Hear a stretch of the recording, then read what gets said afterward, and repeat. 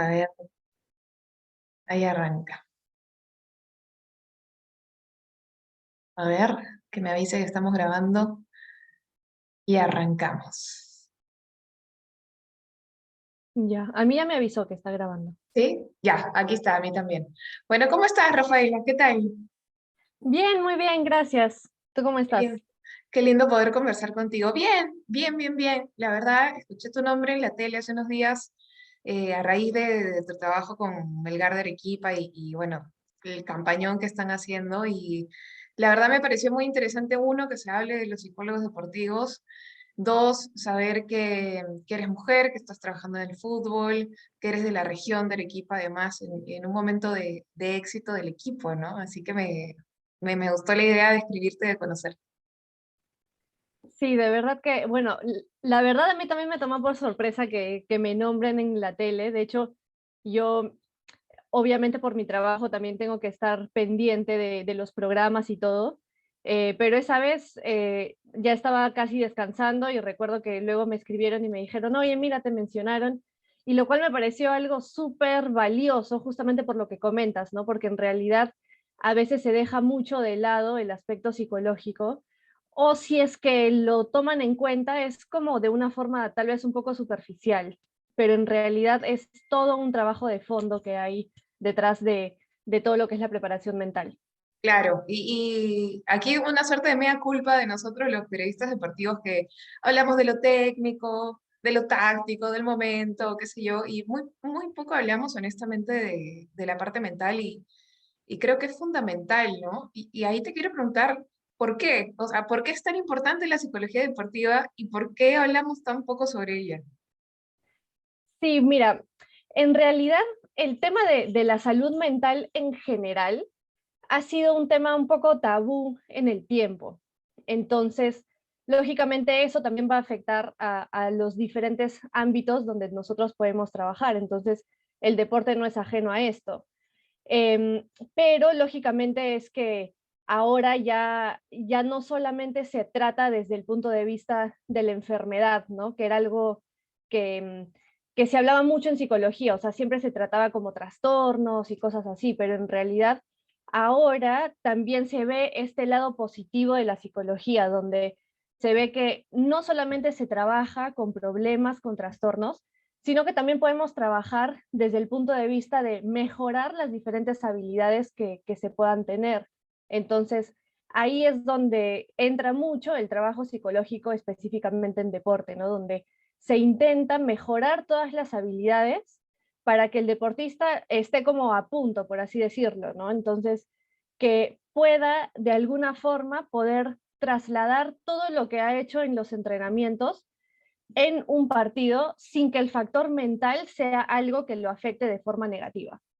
Claro, como de forma preventiva y proactiva también. Y ahí te quiero preguntar por algunos casos puntuales que hemos visto en los últimos años, porque creo que ciertamente la parte mediática afecta cada vez más, ¿no? O el deportista está cada vez más expuesto a los medios de comunicación, a las redes sociales. Y, por ejemplo, hace poquito vimos el caso de Byron Castillo, ¿no? Este chico que está en el ojo de la tormenta por el tema de la clasificación de Ujú. Ecuador, que supuestamente nació en otro país, y se le ve en un partido diciéndole al entrenador, después de fallarse un disparo, que lo saque, ¿no? Que no aguantaba más la presión. Vimos a Simone Biles, la gimnasta, el año pasado también hablar de la presión, las tenistas, ¿no? Ha habido más de una el año pasado que han hablado sobre esto. Entonces uno dice, mira, atletas de élite, ¿no? Que uno dice, bueno, deben tener un equipo gigantesco de gente atrás ocupándose de cada aspecto de su vida deportiva y también les afecta, ¿no? También les llega la crítica y la presión. Sí, en realidad el alto rendimiento es muy complejo. Uno cree que es como una vida ideal, algo así como a veces pensamos de los famosos, pero en realidad tiene muchísima presión y es un estilo de vida bastante complicado. Y definitivamente desde el punto de vista de la salud es casi que están al límite. Muchos, en la teoría, muchos dicen que el alto rendimiento ya no es un estilo de vida saludable, por tanto, no solamente por el tema de la exigencia física, sino también de la exigencia mental. Entonces, eso sí es algo que se tiene que trabajar con cada deportista, porque lógicamente no todos afrontan las mismas situaciones de la misma manera. Mm. Y ahí creo que hay un trabajo bien interesante, pienso, porque al final es un grupo humano y me imagino que cada jugador es diferente y su motivación es diferente y la motivación también es parte fundamental de lo que se trabaja, ¿no?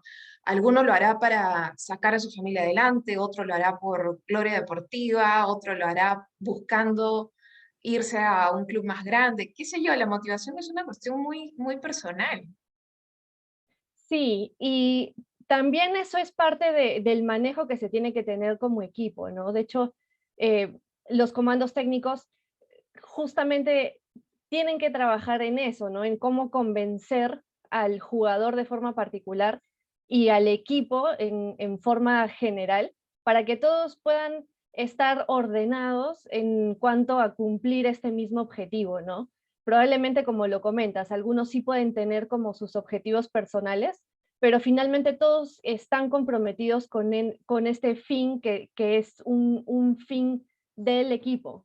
Entonces, eso también es algo que se trabaja mucho con el cuerpo técnico, que inclusive ellos mismos son los que de alguna forma se encargan también de eso porque ellos son los que transmiten el mensaje todos los días en los entrenamientos.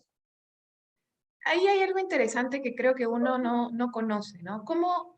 Uy, te perdí.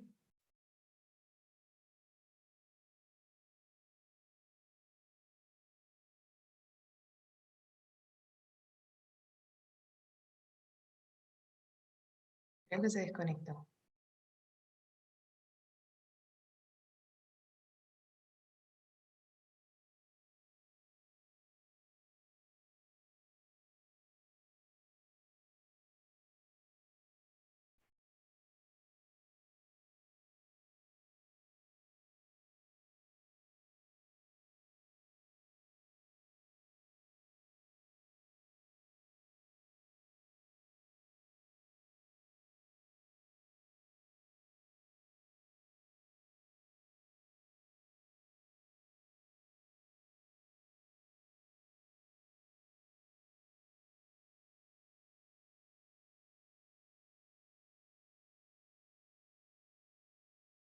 Bueno, ahí me dice Rafaela que se le apagó la compu, así que vamos a esperar un ratito que entre. Gajes del oficio, ¿ah?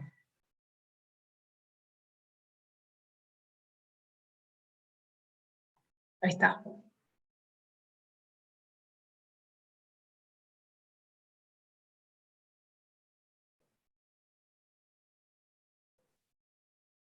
Ahí está, volviste. Ya. Lo siento, no sé qué pasó. No te preocupes, ya está, gajes del oficio. Bueno, justamente me estabas comentando que el comando técnico es el encargado de transmitir el mensaje. ¿Cómo funciona el flujo entre el trabajo del psicólogo, el comando técnico y los jugadores? Mira, eso no es que haya como una regla, porque va a depender también mucho de cuál es la apertura del comando técnico, cuál es la experiencia que también han tenido con el trabajo psicológico. Porque de hecho, como cualquier otra profesión, algunos tienen buenas experiencias, otros no tienen experiencias no tan buenas, entonces ya pueden venir como con cierto prejuicio. Entonces, es también un poco el ganarse el espacio. eh, y también depende mucho lo que la propia institución de alguna forma crea por conveniente, que es la necesidad. Entonces, dicho esto, hay como varias formas de poder trabajar. Una forma es trabajar casi directamente con los jugadores o con los deportistas, donde ahí sí se hacen sesiones o intervenciones individuales, o por ahí de repente algunas intervenciones grupales. En otros casos, igual lógicamente lo ideal es siempre mantener cierto contacto y cierta comunicación con el comando técnico, porque finalmente ellos son los que los tienen en el día a día y los que también pueden observar ciertas conductas, ciertos cambios en su estado de ánimo, en cómo reaccionan ante diferentes situaciones, en el caso de que nosotros los psicólogos no estemos todo el tiempo en los entrenamientos.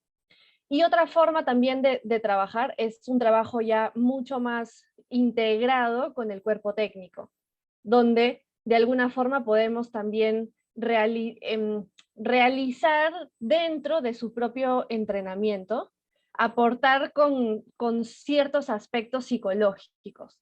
Por ejemplo, dependiendo cuál sea el deporte, ¿no? En este caso, digamos, vamos a plantear en el fútbol. Si es que en algún momento hay algún ejercicio en especial donde por las características del ejercicio pueda haber un factor psicológico que se pueda entrenar, como por ejemplo que haya superioridad numérica. Y ahí se trabaja, digamos, desde el aspecto psicológico, algunas variables con los jugadores dentro de su propio entrenamiento. Entonces es un poco la forma en la que se puede trabajar también. Claro, me imagino que la superioridad numérica para el defensor, para el que está en inferioridad, es un momento de presión. Exacto, sí. Y también para, digamos, ¿no? Para los atacantes es un poco esta expectativa de el tener que cumplir con un ataque exitoso, porque se sobreentiende que como están en superioridad, entonces se supone que tendrían que hacerlo de manera exitosa. Entonces también se trabaja un poco desde ambos lados, ¿no? La presión desde el punto de vista de las diferentes posiciones. El famoso acabar la jugada, ¿no? Cuando ya Exacto, tienes, ¿no? Cuando ya tienes la pelota, acabarla en la medida de lo posible de la mejor manera. exacto. Increíble. Y ahí, Melgar, bueno, honestamente yo creo que es maravilloso el trabajo que han hecho. Eh, bueno, siempre hablamos, renegamos, honestamente, de las participaciones de los equipos peruanos a nivel internacional. Bueno, sacando que ninguno de nosotros está en la piel de los jugadores, ¿no? Más allá de eso, creo que Melgar logró hacer un balance entre jugadores muy jóvenes, eh, jugadores con experiencia también, y sacó adelante un proyecto donde uno ve un proyecto integral, ¿no? No solamente físico, con una idea de juego, táctica, sino gente que confía en su juego y que tiene la capacidad de llevarlo a cabo, ¿no? De llevar la idea que se practica a la cancha. ¿Qué desafíos, dentro de lo que nos puedes contar, porque obviamente el tema psicológico es privado, pero con qué desafíos te encontraste? Bueno, uno de los primeros desafíos, tal cual como tú lo has mencionado, es el tema de la edad, ¿no? Porque normalmente la confianza se alimenta de los resultados. Entonces, muchas veces los chicos jóvenes no tienen esa experiencia. Entonces, de por sí, la confianza ya es un poco, está en desventaja, por así decirlo.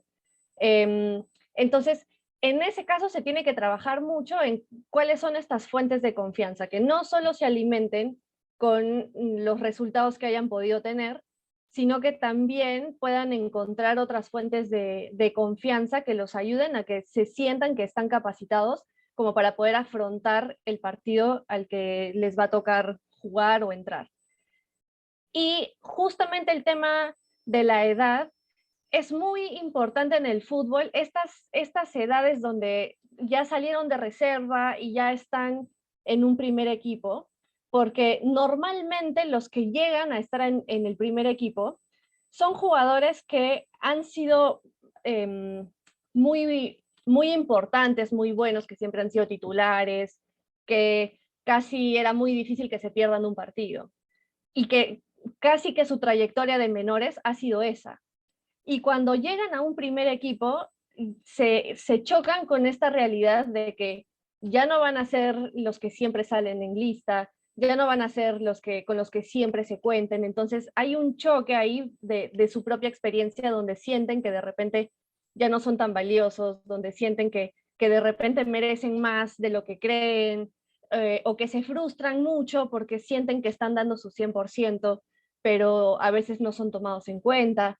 Entonces es un poco también trabajar eso, ¿no? O sea, trabajar que ellos puedan ver esa situación desde otra perspectiva, donde hay que reforzar mucho el esfuerzo, hay que reforzar mucho la importancia de que ellos sigan entrenando a su 100%, porque en el fútbol pasa mucho que si están entrenando y ya les dan el chaleco del chaleco de los suplentes o el chaleco de los que creen que ya no van a salir en lista, es un poco como, ya bueno, ya no entreno tan intenso o ya no estoy tan metido en el entrenamiento.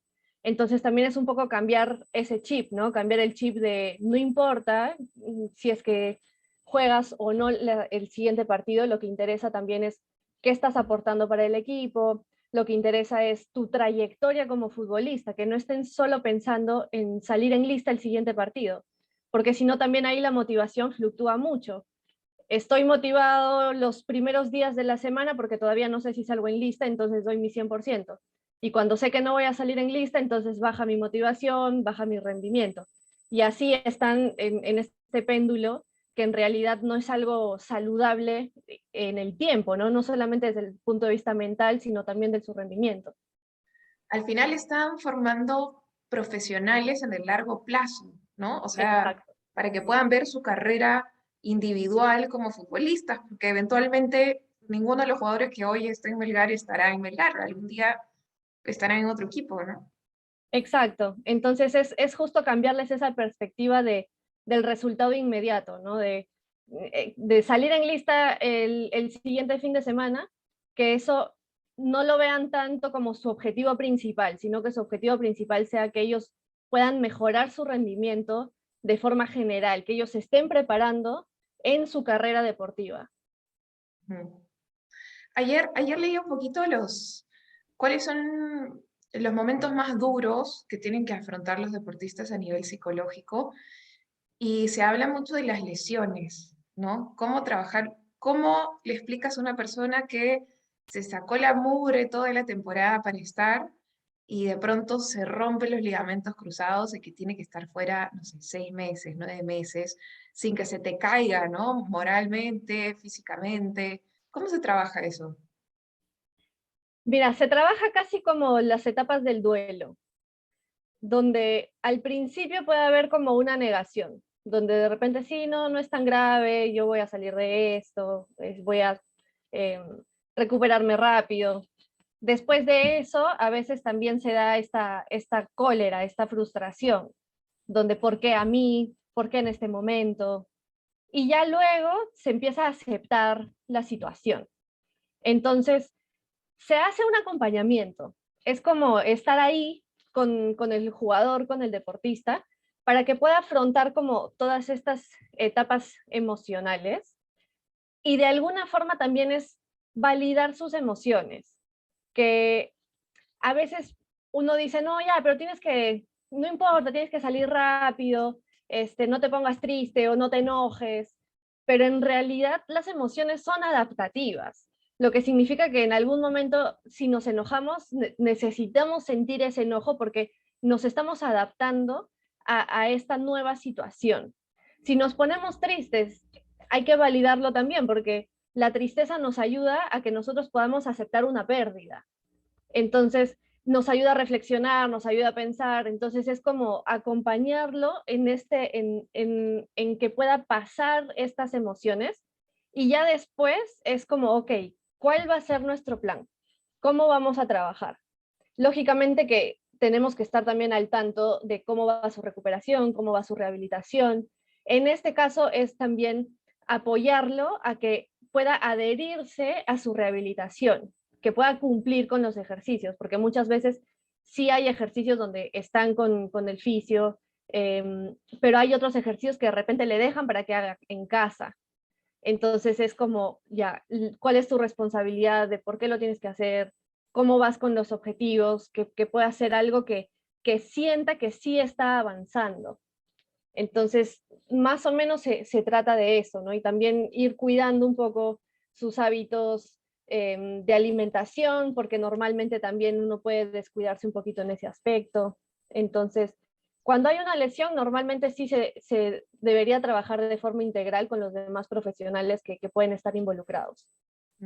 Pues lo que me dices, siento que es como acompañarlo a ir cerrando los ciclos, ¿no? Como en la vida, como nos pasa a todos con distintas cosas, como, ok, tienes pena, está bien tener pena, pero que esa pena se acabe para que puedas pasar a lo siguiente, ¿no? Claro, claro.